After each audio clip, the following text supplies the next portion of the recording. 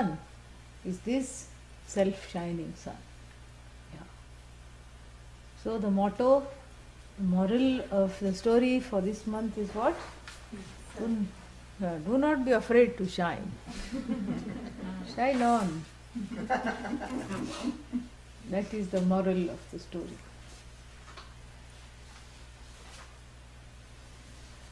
Om Sahana Bhavatu Sahanau Bhunaktu Saha Viryam Karavavahai Tejasvinavadhitamastu ma vidvishavahai.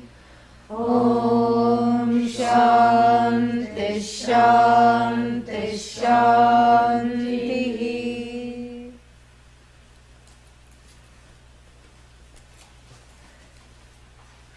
June is also the month when Dindima, our Dindima, monthly Dindima, tightens the noose a bit.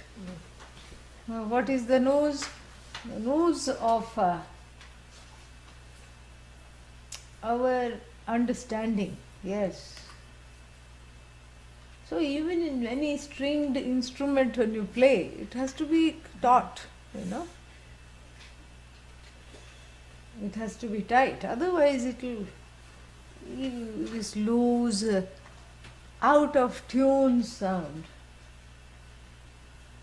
So if you go to any concert, whether it's Western or Indian, mostly I'm aware of the Indian concerts. The musicians spend a good 5-10 minutes in the beginning and before changing the ragas, the melodies.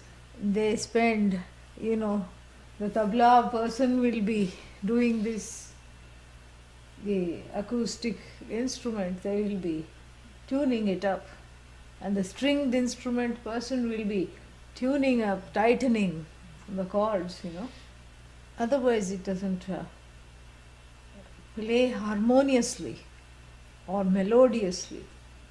And so in the coming verses, our understanding is going to be tweaked. Yes. And if the string in the guitar, in the sitar, in the tanpura had a human mind, I think it would be saying no more. I think I'm going to crack. I think I'm going to burst into two. I think I'm going to snap. Yes. So you get the feeling of what we are going to be greeting now. Is a set of verses that tests the limits of our understanding so far, because everything that has to be told has been told. We have the crown jewels of Vedanta. We have the Chudamani, we have everything. Chudamani is the head jewel, as in Viveka Chudamani. Yes. So we have all the abhushanas, the alankaras, the ornamentation, everything given. And you need a head to carry it off. Yeah. The jewelry is not for keeping in the locker. All this is what the Indians do. They buy gobs of it, Yeah, because all this gold thing. And then, of course, if you bring it home, it's like writing a personal invitation to the robber. Please come and visit. So then you have to go to the bank and hire one locker. And then you have to keep it in the locker. Do you think it's safe over there? Say no.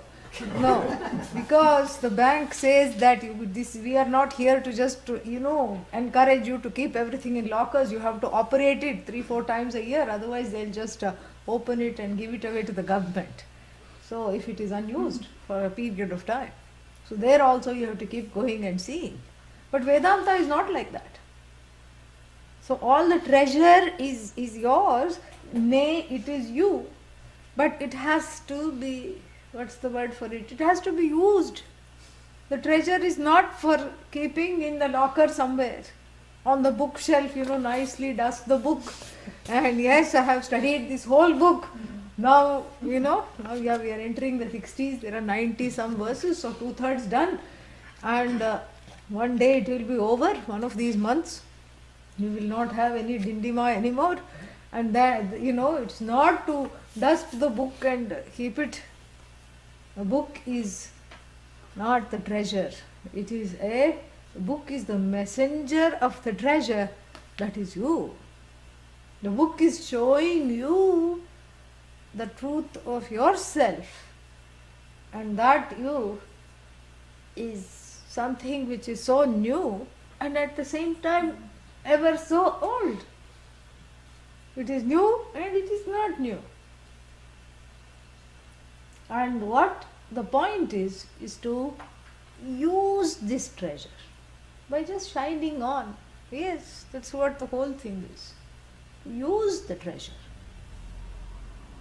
But if and whenever Mithya starts to haunt Satyam, how can Mithya haunt Satyam? Well, what is Mithya? Non-existence. And as though existence that is dependent on I. How can that which is as though existent haunt that the only source of existence? Is that even possible? No, it is not. But yet that haunting feeling is there, because there are certain residues.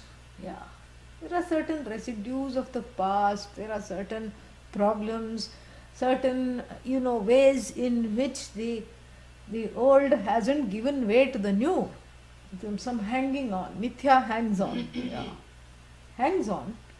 And then when it hangs on as the truth, Mithya means this dependent reality of names and forms that we have been seeing through this text. When Mithya hangs on in the place of the truth, what happens? Lot of problems happen. And what are those problems? That I tend to lose sight of where this, last time we talked about busing the I from Mithya to Satyam, correct? And this is the vehicle. This is the, I talked of I haul. What is I haul? That which hauls the I from Mithya to Satyam. Not you haul, I haul. So when you bus this, I from all that is non-existent to the source of that glory, which really it is, you relocate the I. It's an effortless task. He's going to point this out.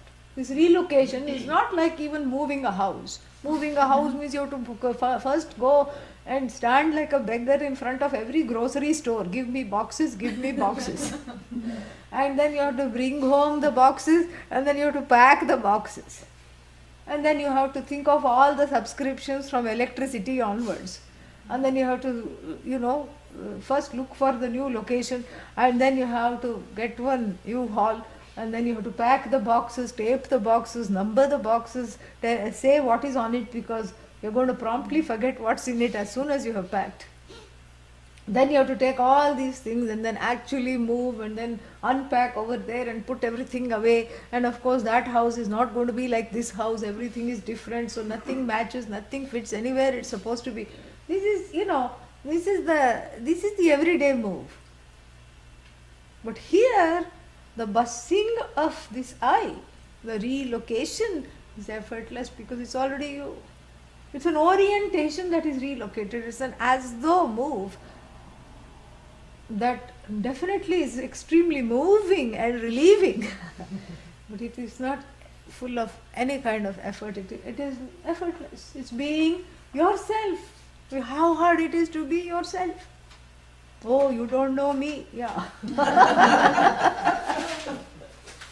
It's very hard to be myself. If you say that, that means the self that you are trying to be is not you. Mithya takes effort. It takes effort to reproduce what we call Mithya, the dependent reality of names, forms, and this empirical reality of transactions. Oh my God. It is so full of effort. It is a lot of effort. But this is effortless. And in this move, in this as though move, what happens is that is what I am saying, the tightening of the cords are taking place. There is no elbow room for sloppiness now. There is no elbow room for saying at this point in the text, I mean, and even at this point in our lives, there is no elbow room for saying, yes, I know all this is one, but today I'm going to just act as though it is not. There is no room for that. And when there is a resistance, you see, when there is a resistance, what happens is that you feel like you're going to snap because you're not in the flow. And what is the flow? The flow of the text is trying to take us to a certain place. It is the vehicle of this relocation. And so, this resistance that makes one feel like one is going to snap, that is the time you have to just let go, relax. That's the whole thing. Because a certain looseness in the thinking, a certain sloppiness in the being, in the conduct, and any mismatch between the conduct, the behavior, the achara, and the knowledge is going to be cleaned up, mopped up in this particular section. And I'll tell you, I'd love to point out exactly where. So let me proceed to do that. So from verse 67, which we are on now, verse 67, it starts. Actually, verse 70 sums up everything that we have studied. Verse 67, 68, 69, 70 is 69 is 67, 68 is a summing up of what we have studied. We are going to look at that now.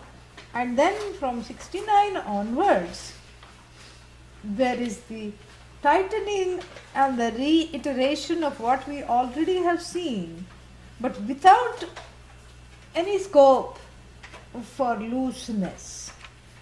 And that kind of continues. That continues till about 76. And from 77 onwards, the consequences of what happens when you don't go according to the teachings, how the whole life becomes one big, huge liability, is discussed in gory detail. And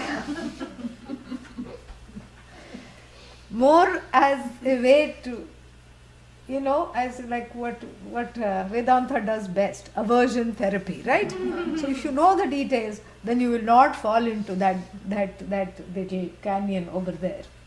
So now these two verses are summing up what we have studied, of how, and what have we studied? We are just concluding a very big section on how the individual and the total, on the level of the transactional or the empirical reality, is definitely connected. Nay, it is one and the same. It's the same elements that inform this body. It's the same elements that are around us. It's the same elements that make up the mind. It's the same elements that make up the universe. So even on the level of the elements, the elemental level, there is oneness between Vyashti and Samashti. And like this, all these things. And then when the truth of the Jagat is decoded, you get a 3-word code. What is that? Sat. Then 3 words I asked. Chit Ananda. Kya baat hai? So, Sat Chit Ananda, this is the 3-word code. When the universe is completely denuded of the names, forms, and the transaction and the relativity of it all, then what do you get? Satchidananda. When Ishvara, who is in charge of the universe, is also completely denuded of the name Ishvara and the Ishvaratvam, which is what? The ability to overlord everything that also when it is decoded, what do you get? Sat Chitananda. So this is what we have gone through, a very big section. And then the conclusion comes in these two verses. Brahma Satyam Jagan Mithya. Brahma Satyam Jagan Mithya. Jivo Brahmaiva na Paraha. Jivo Brahmaiva na Paraha. Jivan Muktastu Tad Vidvan. Jivan Muktastu Tad Vidvan. Iti Vedanta Dindima. Yeah. So, this we saw the meaning. Brahman, which is the name for Aham, I, the truth of the I, which is limitlessly big. Brahman means limitlessly big. Brihat, from Brih. Brih means to be big, limitlessly. So, from that Brahman, Brih plus one, what is that called? Pratyaya. What is pratyaya in English? Suffix. Yeah. And manin. Yes. And then it becomes man. Brahman. And so this is the word. This Brahman is neuter, meaning it transcends gender. Brahma, Brahmani, Brahmani. And this Brahman, the truth of this Jagat, the universe, the truth of I, the truth of everything that is, everything that exists, is alone having the qualification of being able to be taking the title of Sat, meaning the only source of existence. Satyam here means existence. So, the truth of this flower is what? Sat, Brahman. Because, yeah, everything now is Brahman, because now after the decoding has been done, we just reduce everything to Brahman. Reduce what? Yeah. Can't reduce it to the limitless. You just take it to the limitless, yeah. Truth of this flower, you can say Sat Chitananda, but really what is Sat? The only thing that's worth being called Sat is what? Brahman. That alone is Sat. So this is a reaffirmation of what we have been studying. This is like, see, every religion has its, what is it called? Affirmation of the tenets. Oh, like a creed. Creed, yeah, creed. And Christianity has that, How does that go? Like somebody died, Jesus died, and it is true that this is the body, this is the blood, and this is how we are going to be redeemed by declaring ourselves as Savior, Nicene Creed or something like that. Yeah. Multiple, the Apostles' Creed we got. Yeah. So many things, so many creeds, So like this, there is that collective affirmation of the faith at the end of a service. We don't have any such thing. We don't even have congregational worship. Even if we have a yajna, which is our version of probably a mass, a fire ritual, everybody does their own thing. Yeah. Nobody is, paying attention in the same way, or nobody is sermoning, nobody is lecturing. Everybody, it's an individual relationship to the whole, to Ishvara, to the cause of it all. We don't have all this affirmation of the creed. It's not there in the Hindu tradition. Our assemblies are not congregational in the sense that we all come together and we recognize ourselves as belonging to the same tradition. We don't have that. We all belong to Ishvara, that's all. And we happen to be visiting the temple at the same time. No other, nothing else. This is what the whole thing is. However, if Vedanta, the latter portion of the Veda, had to have a creed, like an affirmation, like a certain affirmation of all the teachings, it would be Brahma Satyam. This Brahman alone is Sat. And where does that leave me? What about me? I am Brahman. Yeah. Brahman alone is existent. What about me? You answer, are you existing or not? Yes. That means what? You are Brahman. Yeah. Like those small logic puzzles. All men are mortal. Socrates is a man, therefore Socrates is mortal. Like this, we used to have logic. This is what it is. You can help yourself to Shruti Anukula Yuktihi, a logic that helps us see the truth in keeping with what is being told. So Brahman alone is Sat, and that means what? I am Sat, therefore I must be Brahman. What else is there? No other thing is there. Flower Brahman, everything Brahman, Brahman, Brahman, Brahman, Brahman. But then what about this Jagat? Jagat, you cannot call it non-existent. If you cannot call the Jagat non-existent, can you call it existent? No. Naturally. Because if it was existent, then what? Then the sorrow and the fear would be permanent. Is the sorrow and the fear, are they permanent? No. Is the sorrow permanent? No. Even if you say no with a sad face, it is still impermanent. Yeah. It is still impermanent. No, you don't know my life. My sorrow is permanent. Yeah, then, that means what? That means that somebody has to take a video of you sleeping. Yeah, soundly. And then show it to you. Because in sleep you are so happy. Yeah, even in Vedanta class when sleep comes, that's the best sleep.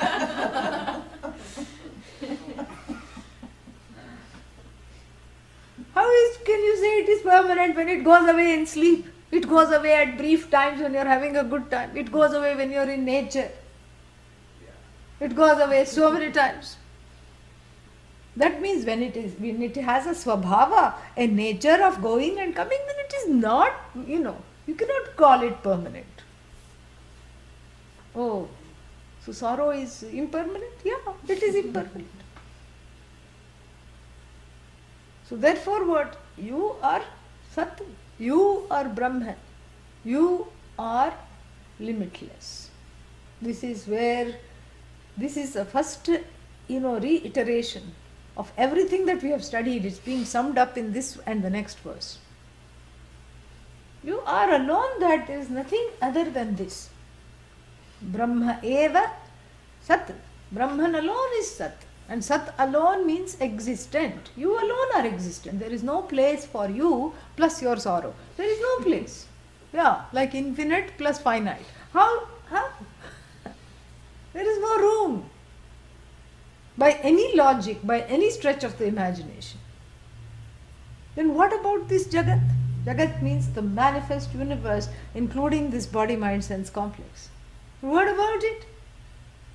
We cannot say it is non-existent. We cannot say it is existent, like your sorrow. Otherwise it would be permanent. Can we say it is non-existent? Jagat is non-existent. No. Why? Because it is there, available for vyavahara, correct? It is available for transaction. Drishyatvat, because I can see it. And because it is available for vyavahara, transaction, you cannot call it non-existent. Like even our pot. You cannot say it is existent, because the only thing that is existent in relative to the pot is what? Clay. Because if you think that pot has an independent existence, I invite you to take the pot but leave me the clay. Can you do that? No, you cannot do that. Because the smell of the pot, smell of clay, weight of the pot is the weight of clay, color of the pot is the color of clay. So all that the pot is an expression of the clay. That's all it is. There is nothing other than clay. But then, is the pot non-existent? No. It's not like the horns of a bunny rabbit.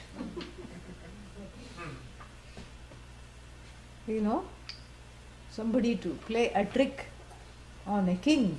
This man who wanted to marry the princess said she was having some ailment, probably claustrophobia and having an overprotective father who didn't let her go out enough. So some mysterious ailment nobody could cure. So he appointed himself, and he said he moved into the palace, started to waltz with her and take her out and have fun with her. And she was of course cured, but in the meantime his excuse to continue living in the palace was he was waiting for this secret recipe that would make this powerful herbal brew which was going to cure the princess. And this herbal brew, he said, has to have the horns, just a few, horns of the rabbit, Himalayan rabbit, ground on stone. Yeah. Stone ground horns of the Himalayan rabbit. Yeah.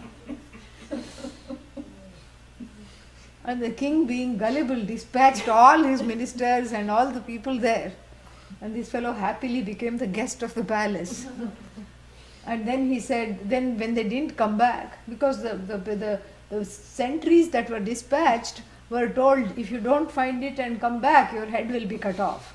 So they quickly and quietly relocated. They didn't even make it as far as the Himalayas. They just went into the next kingdom and settled down. And these two lived happily ever after. So the horns of the rabbit, non-existent. A circular shaped square, non-existent. But the pot you cannot say non-existent. It is available for transaction, it is available for the Pancha Pramana, the 5 means of knowledge. And it is available to grasp with these means of knowledge. You can see the pot, you can hear the pot. Yeah. You can hear the pot. Very interesting. Yeah. And you can smell the pot. You can do all kinds of things with the 5 pramanas. So the pot has a special word. We gave it a special epithet. What is that?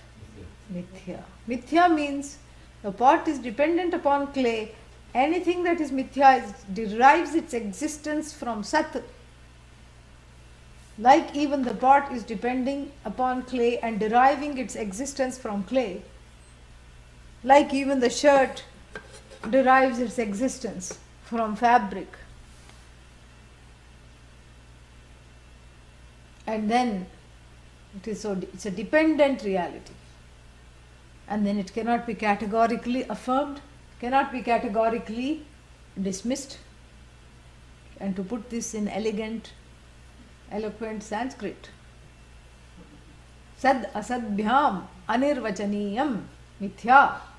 Anirvachaniya means that which cannot be categorically affirmed as Sat, cannot be categorically declassified as Asat. Asat means non-existent. That's in between existent and non-existent. That's one definition. And then what?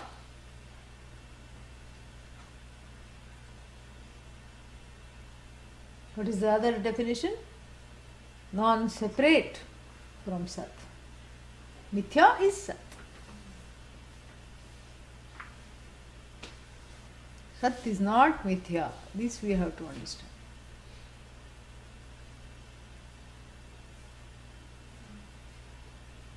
Abadhitam Sat. Sat is non-negatable. And anything that you take from the Jagat is eminently negatable. You can negate this fabric in 1 second. Truth of fabric, truth of shirt fabric, truth of fabric yarn, molecules, etc. Everything goes to Brahman.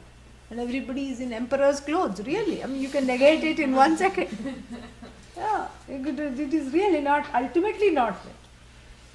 So the whole Jagat, the whole universe, including this body, mind, sense complex, comes under this category, this complex category called Mithya. This is what the first line says. We have seen this in detail. Body is Mithya. How do you know? Just take a photograph of yourself 10 years ago. You will know immediately. Yeah. Watch it and you will see. Yeah.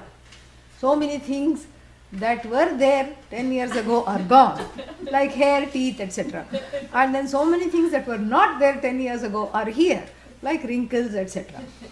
So you see, mithya, that is instant proof that the body is mithya. What about the mind? Never mind. Let's not go there. Mind is of course mithya. First of all, you can observe it. Anything that is observed is mithya. That's how we started. There are only two things that, whatever is observed is not I. And the observer alone is I. We started with that. And we are summing it up here. So the entire Jagat, including your favorite coffee cake, is mithya.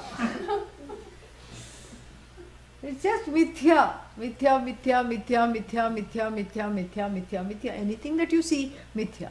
Anything that you can objectify, mithya. Anything that you can observe, mithya. Anything that you like, mithya. Anything that you don't like, satyam. No, mithya. Anything that you don't like, especially mithya. In-law mithya, out-law mithya. Everything mithya. Mithya, mithya, mithya, mithya, mithya. One sat, many mithyas. Yes.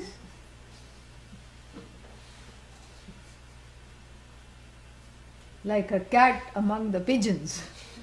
You stalk in this jagat, you move with many mithyas. Many, everything is mithya. So to sum it up, Brahman alone is Sat, and you have to add a little parenthesis there. I am that Brahman which is Sat. And everything else, including the original suit that I have come in, with this body, mind, sense, complex. That is the tuxedo at birth. Yes. First it's a pressed tuxedo that one comes in, and then as one grows old it's a depressed tuxedo. This is what it is. So including the original suit of armor is mithya. Mithya, mithya. What is indwelling this suit alone is Satyam. So Brahma Satyam, Jagan Mithya. And that same Brahman which is indwelling this body, mind, sense complex is indwelling this flower and the pot and the flower pot and everything. Everything in this universe. That thread of oneness is there because everything gains a beingness, a being because of the presence of Brahman alone. So therefore, in case you didn't understand it, the second line emphasizes this further. Jivaha. Jivaha is who? Who is Jiva? The one who hugs the body, mind, sense complex and will not let it go. You can't have it, as though anybody else is wanting your body, mind, sense complex. Dilapidated as it is, who wants? Even you can't stand it most of the days. But still this identification. Oh, this is me. That is you. You are an alien and I am under attack. I'm telling the virus. So, I am under attack. Stay away from me. I am going to develop on echinacea and, so that I can ward you off. So there is this place where I end, and you, the undesirable ones, because they are all coming in multiples, even though they say it's a virus, it's not a virus, it comes in colony. That's why you are colonized by them. So you say, all of you stay away. I'm going to increase my immunity, after harvesting golden seal to such an extent that it becomes extinct. Yes, and then all these brews I take, all these new things to ward off all of you because you stay over there, you don't belong. I am this much and this much alone. This is Jiva, the one with the offensive defense mechanisms. Yeah. New definition to do. Yeah. One with a set of defense mechanisms that are extremely offensive to moksha. Yes, to gaining liberation.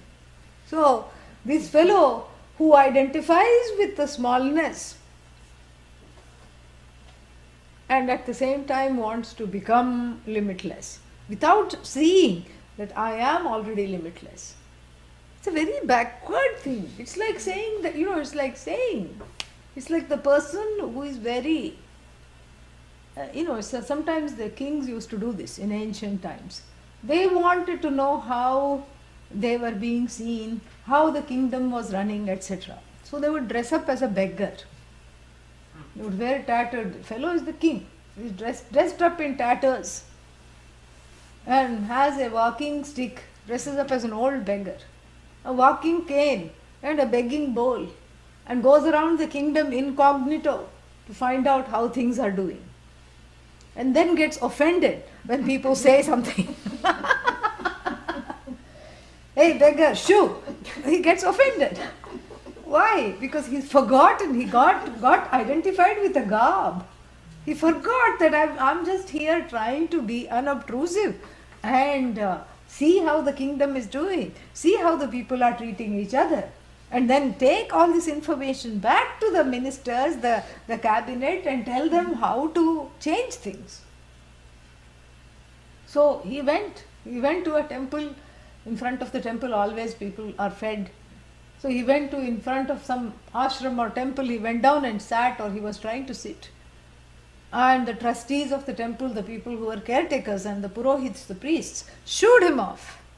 And they said, shoo, this is no place for you, go. And he got into such a rage because he identified with the tatters. Even though the whole treasury belongs to him. He identified with the tatters and he threw the begging bowl on the fellow's head. He said, do you know who I really am?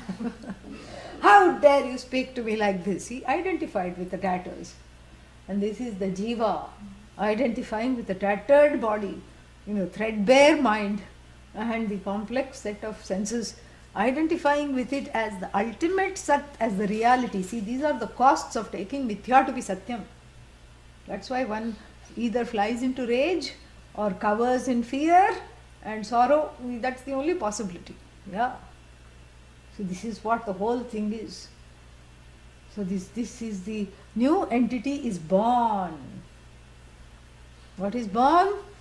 The attachment or the identification with the jivatvam is born. Jiva is never born. The identification is born anew each lifetime. Identifying with a new set of clothes. I told you last time that I knew someone, there is a story, I knew of this person who would not take off their clothes. The clothes had to be forcibly cut off. First a herbal, kind of a sedative was given, and otherwise they would fight and bite, and the clothes were cut off and burnt, and they were dragged to the river and given a shower bath, and then new set was put on. And the village heaved a sigh of relief because until next year nothing to do. This happened once or twice a year. More than that there would be casualties.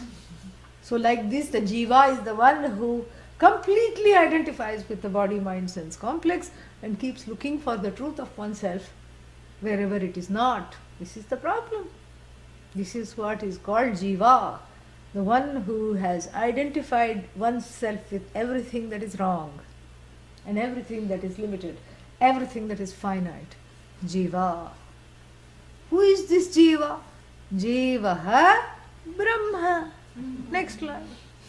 Simple. Na aparaha. Na aparaha means don't look for any other definition of jiva.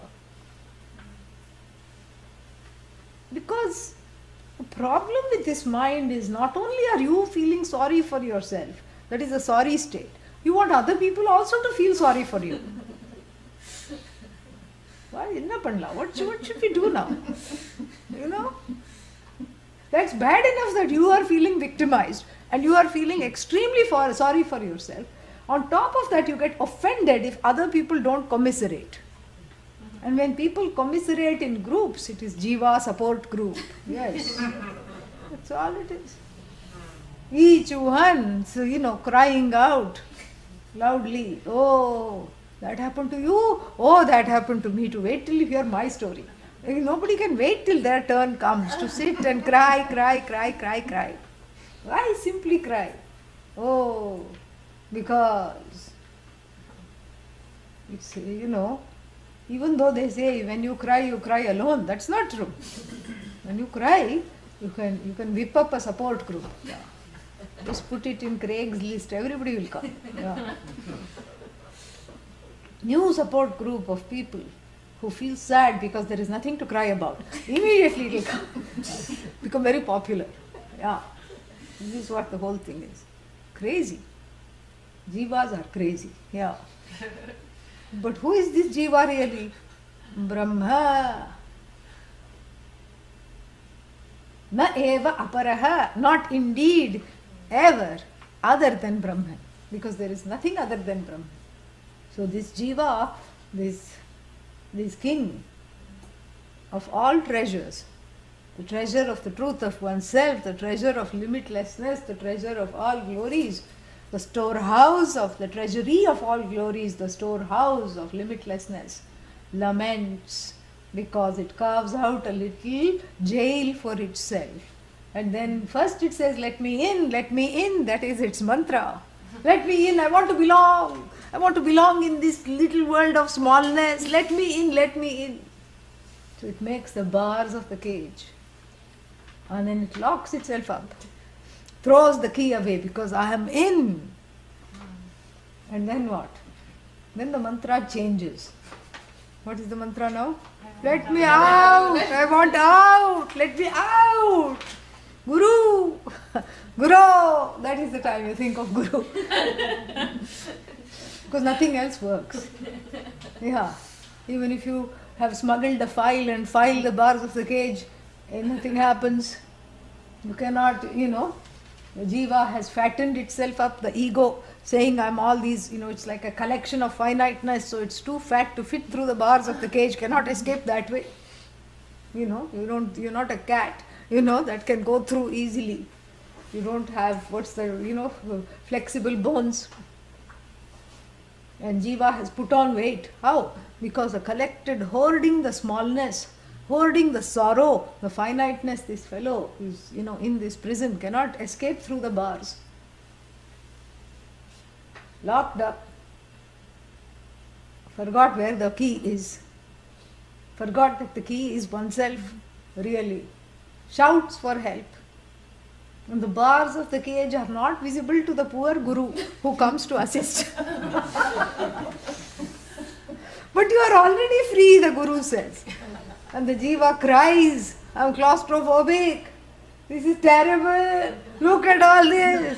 Let me out. Let me out. And the guru has no choice except to tentatively believe and make believe that there are bars. And Guru brings the Upanishad, chainsaw. Yeah. Tattvamasi chainsaw to cut the bars. Yeah. And the Guru tells the Jiva, the newly minted Shishya inside the bar, what? That only one bar has been cut. One more is needed. Let me bring a Mahastram. Yeah. In fact, this word is from the Mundaka Upanishad. Dhanur grihitva aupanishadam mahastram. Yeah. How to dismantle the bars of the cage. Take the dhanuhu. Dhanus means arrow. And insert the bow of this mahastra. This big, like a chainsaw. Mahastra with no other thing. Chainsaw. Mahan means big. Astra means a weapon, a huge weapon. So insert this huge weapon in the form of the arrow into this bow. And what is this weapon? Upanishad. Yes, a blunderbuss that goes and rams through all the wrong notions, flattens everything. Yeah. It doesn't even need to be told where to go. It is already directed by the Upanishad, by the grace of Bhagavan and the teacher. It is directed to go and flatten all the notions of finiteness, of limitations, of all kinds of nonsense that is hanging. Just flattens it. So this Mahastra, the Guru comes and saws off with the chainsaw of the Dindima, of text like the Dindima, saws off the bars. What kinds of bars? The invisible mithya bars. Yes. Kuto bandha. Where is the bandha? Where is the incarceration?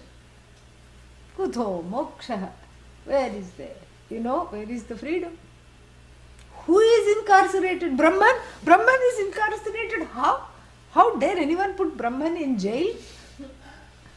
Well, strangely enough, it is possible when this Brahman doesn't own itself up and when it thinks of itself as other than itself. This is what happens. So the Guru saws off the bars patiently, make believe. Just like how you chase off the monsters under the bed of your child who cannot go to sleep. Similarly, you chase it out and say, look, now all the monsters went through that window. Now I have closed the window and drawn the blinds. They will not come back. At least for tonight. So, you go to bed, you tell the child. Similarly, this fellow, this adult who behaves like a child, feeling trapped, is also told that don't worry, wait patiently, help is at hand. I am sawing the bars of the cage as we speak. Here is this weapon, look.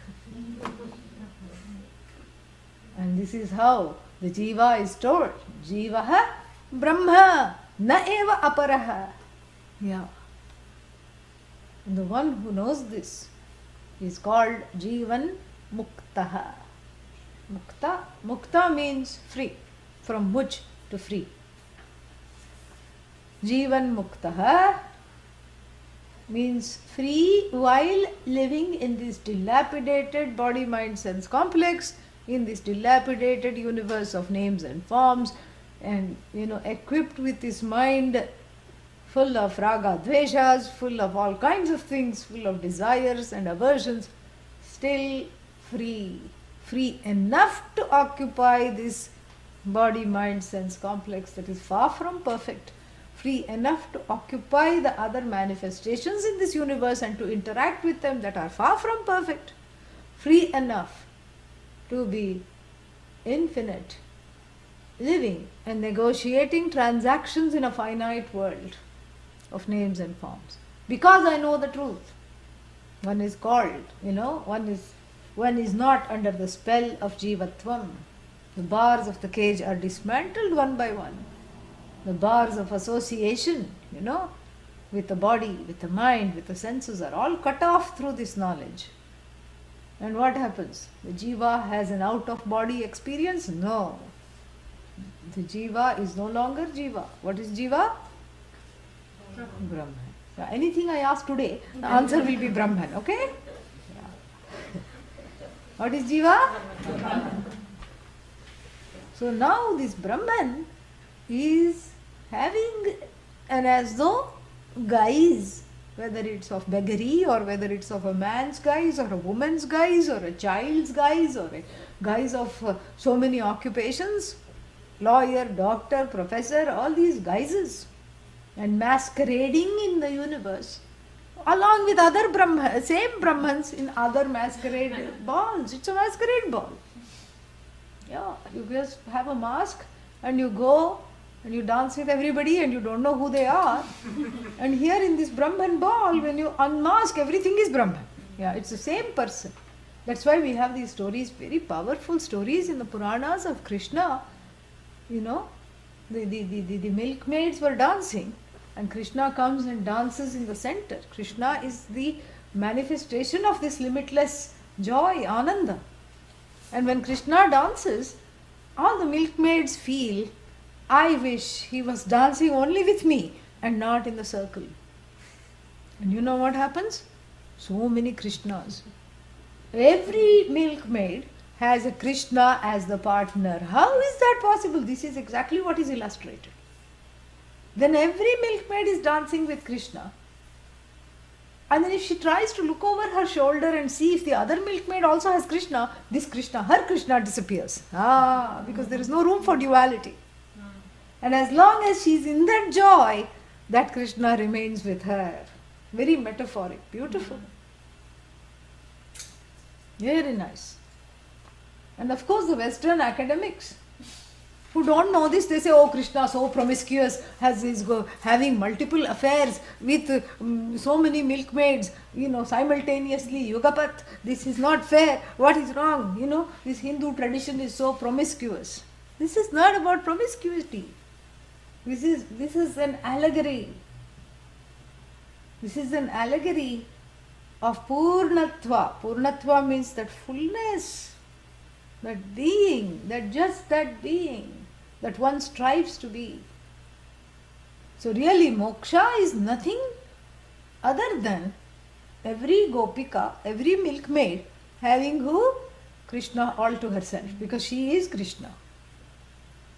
So Krishna means that joy. So she dances with joy, literally. That's all it is. Then that joy becomes, as it were, finite, or is touched, as it were, by a limited demeanor when you try to look for that joy in others and say, oh, are they having a good time? What do they have that I don't have? Immediately you become what? Jiva. This is what it is. Just now I was Brahman, now I became Jiva. As though you were never a Jiva. But how to become Brahman? You were never a Jiva. I know I am not a Jiva, but how to experience Brahman? Anything that you experience is Brahman. Experiencer is Brahman. Knower is Brahman. Known is Brahman. There is nothing other than you. All that is here is Brahman and you are it. Oh, okay. Good, you said okay. Okay. Jivan Muktaha. Who is the one who is free? Not the one whose body suddenly becomes very fit. This is part of the problem with the new age philosophy. They get it right to a certain extent because there is no teaching there. They kind of intuit that everything is one. And I am this God. They kind of intuit it. Okay, fine. But beyond that, then they expect this body to undergo certain changes to become infinite. How can the finite become infinite? It is logically impossible. It's just not possible. Neither can the infinite become finite, and nor can the finite become infinite. In fact, there is no such thing as finite. All there is the infinite. This is what this verse is trying to tell. So this is not the new age understanding, or the misunderstanding rather, that if I gain this understanding that I am Bhagavan, that I am Brahman, all my limitations will go away. They don't have to go away. Yes, they can abide in full measure because they are not the truth of me. Like even this pot. What's wrong with this pot? What is not wrong with this pot? Yeah. So many cracks. How many times has it been gone under the surgery? It went at general anesthesia. Dr. Ramagiri, yeah, 3 or 4 times. It has been stuck together. It's a total crackpot. Yeah. And if it had a human mind, it would be going like this, crying all the time. Yeah. But then, that ego which is making it go like this, and that ego which is very intact and polished, and that is made to cough it up with the teaching. The ego is integrated. Now it is at peace with itself. Where is the ego? It is there. But it is falsified. Yeah, this is the glazed fellow. Yeah. Glazed, dazed fellow. Ego. Yeah. Just falsified. He can continue to remain. But the thing is, he will not make noise now. Yeah. Yeah. Only melody. That's no more cacophony. No more jivatvam. Yeah.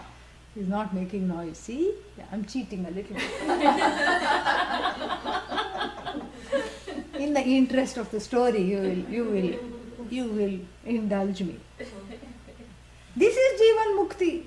Occupying a cracked body, a cracked mind, of course, cracked senses, you just crack up because it's all a spoof, it's a joke. You just laugh. And as one ages, you kind of delight in knowing one more thing I can't do. Oh, okay. Let that go. Let this also go. All right, one more thing gone. Nice, no? Yeah. Very nice. This is what is called Jivan Mukti. It's not trying to jump out of the body or trying to take the body and make it perfect. The body can never be perfect. It is perfect as it is. It was born, it is going to die. It came from the elements, it is going back to the elements. You, the observer, however, are free enough to occupy a limping body, senseless senses, and a never mind. This is the greatest achievement. This is called Indian magic.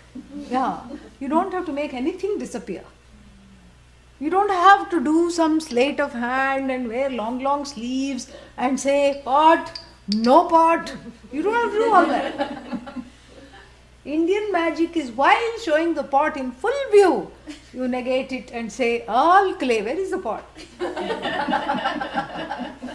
We believe in total transparency. No sleight of hand, no gimmickry. You look at this pot and then you can never look at the pot in the same way again. The vision is changed forever, and that is Jivan Mukti. We don't have a philosophy that promises liberation in the afterlife. I mean, who knows whether there is an afterlife? Have you gone there and come back? No. Are there any afterlife survivors? No, this is just pure belief. Even here you can barely manage. What about the hereafter? Who wants to go? I mean, that the body survives death, a big if, and we don't know. And then that, having survived death, there are lokas to go to, that also is belief. It's a stretch. And in those lokas, I'll be happy or sad, that is again a stretch. And then having exhausted the wonders of the lokas, I will come back, another belief. You don't know. You don't know anything. All you have is what? What you know is right here, right now, I want to be free. And freedom is always needing right now. If you have this feeling of being bound, nobody can be promised that you will be fine in the next life. Just, go through this life. Next life, you will be Jivan Mukta. Nobody wants that. After life in heaven, you will be Jivan Mukta. Does anybody want that? Nobody wants that. That's why the dominant traditions are all about hereafter. There is no purpose to this life other than to be saved. And once you are saved, you just sit back, relax and wait to die. And then after that you will have, a lot of things in this afterlife. This is a problem. If you are hungry now, it doesn't help to say, you know what, there is horn of plenty in heaven, full of fruits and everything. And if you're feeling agitated now, you cannot say, in heaven, the lion and the lamb live to sit down together.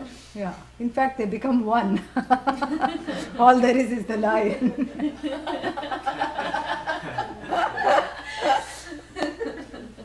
So, what does that do to me now? Does it remove this sense of incompletion, this incompleteness? Does it remove this sense of poverty associated with my definition of myself?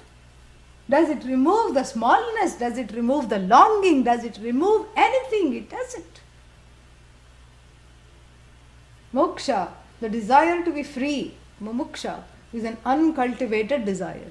Unlike cable television. Yeah.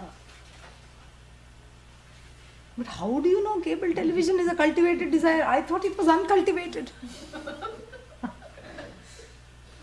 I was born with it.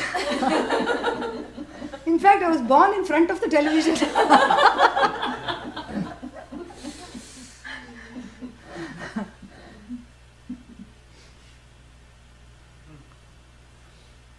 So, how do you know it's uncultivated? Well, just look at your ancestors.